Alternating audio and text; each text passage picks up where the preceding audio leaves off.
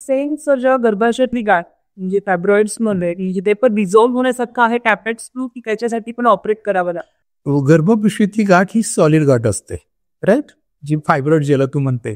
आता फायब्रॉइड ज्याला प्रेग्नन्सी हवी आहे तिच्यात इम्पॉर्टंट विषय आहे की ती जर 4 सेंटीमीटरच्या वर असेल तर ते म्हणतात की ती काढली पाहिजे, कारण की इट कॅन हॅम्पर प्रेग्नन्सी, म्हणजे प्रेग्नन्सी राहणार नाही अशा मुलींमध्ये.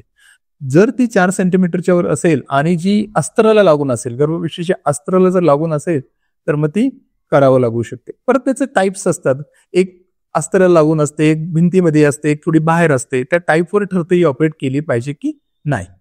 बरं, तुझा प्रश्न होता की ही नॅचरली डिझॉल्व्ह होऊ शकते का? तर नाही, ते डिझॉल्व्ह होत नाही.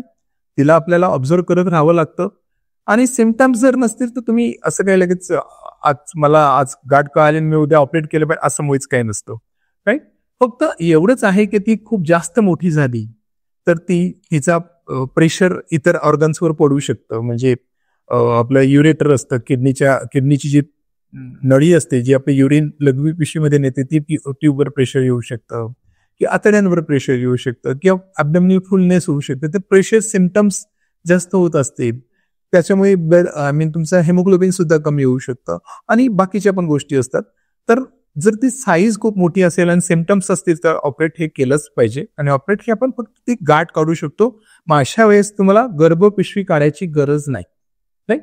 आणि जर 45चं एज असेल आणि अशी गाठ असेल तर आम्ही सांगतो गर्भपिशवी काढून घ्या.